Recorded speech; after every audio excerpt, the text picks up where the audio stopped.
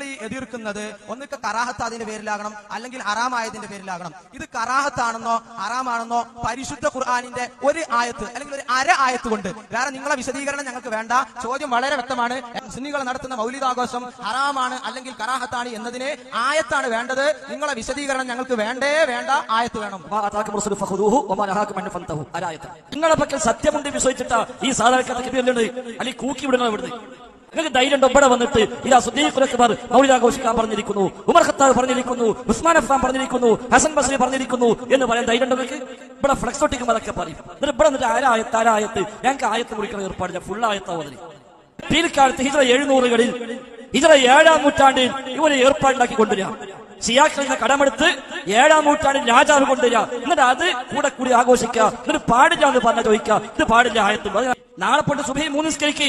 എന്നിട്ട് മമ്മൂമിയോട് പറയും, ഒരൊറ്റ ആയത്ത് 3 നിസ്കരിക്കാൻ പാടില്ല എന്ന് കൊണ്ടുവരാത്ത കാലത്തോളം ഞാൻ 3 നിസ്കരിക്കും എന്ന് നിങ്ങൾ പറയും. ഫർദ് നിസ്കരിക്കലുണ്ടെങ്കിൽ നിങ്ങളാ ചെയ്യേണ്ടത്.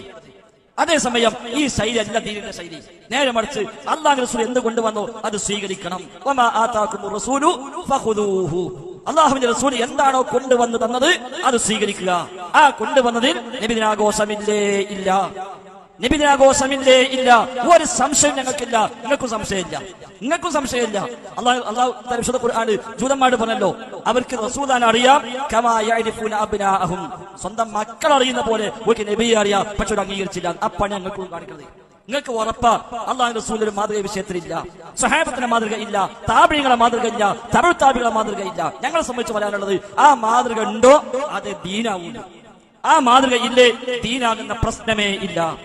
ആരെന്തുകൊണ്ടെന്നാലും ശരി. അതാ ഇമാം മാലിക് പറഞ്ഞത്, മൻ ഇബ്തദഅ ഫിൽ ഇസ്ലാമി ബിദ്അതൻ യറാഹ ഹസന ഫഖദ് സഅമ അന്ന മുഹമ്മദൻ സ്വല്ലല്ലാഹു അലൈഹി വസല്ലം ഖാന റിസാല. ഇമാം മാലിക്കാണ് പഠിപ്പിച്ചത്, ഞങ്ങളെ വകല്ല. ഞങ്ങളെ വക ഒരു പടായി ഇവിടെ പറയുന്നില്ല, നിങ്ങളെ പണിയാ.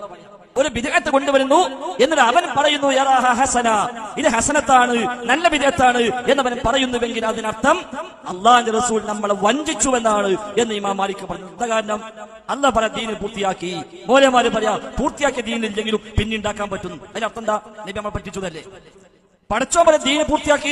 നിങ്ങളെപ്പോലത്തെ മൗലവിമാര് പറയാ ആ പൂർത്തിയാക്കിയ ദീനിൽ കാണൂല, എന്നാൽ പിൽക്കാലത്ത് ഉണ്ടായില്ല, എന്നാ പാടില്ല ആയത്തുണ്ടോ? അതിനർത്ഥം നബി നമ്മളെ പറ്റിച്ചു. അതൊരു സുന്നി മുജാഹിദ് പ്രശ്നമൊന്നുമല്ല. ഇത് ജയിച്ചത് പറഞ്ഞ് അങ്ങോട്ടും ഇങ്ങോട്ടും പറഞ്ഞ് തോൽക്കാൻ ജയിക്കാനുള്ള ഏർപ്പാടൊന്നുമല്ല. നേരെ മറിച്ച് അല്ലാഹുവിന്റെ ദീനിന്റെ പേരിൽ ഈ കാണുന്ന സാധാരണക്കാരെ മുഴുവൻ പറ്റിച്ചിട്ട് ഈ നാട്ടിൽ എത്ര ഫ്ലക്സങ്ങൾ വെച്ചത്. സ്വഹാബിമാരുടെ പേരിൽ കളവുകൾ വെച്ചില്ലേ, താബിഈങ്ങളുടെ പേരിൽ കളവുകൾ വെച്ചില്ലേ, ഖുർആന്റെ ആയത്തുകൾ ദുർവ്യാഖ്യാനിച്ചിട്ട് ഇവിടെ എഴുതി വെച്ചില്ലേ, നബിദിനം ആഘോഷിക്കാൻ തെളിവെന്നിട്ട് ആയത്ത് കൊടുത്തില്ലേ, നബിദിനാഘോഷം എനിക്കൊക്കതിനേക്കാൾ പുണ്യാണെന്ന് നിങ്ങൾ എഴുതി പ്രചരിപ്പിച്ചിട്ടില്ലേ, 3 പെരുന്നാളാമക്കളെന്ന് എഴുതിയിട്ടില്ലേ, അതൊന്നും ഇപ്പം ഉണ്ടാട്ടില്ല.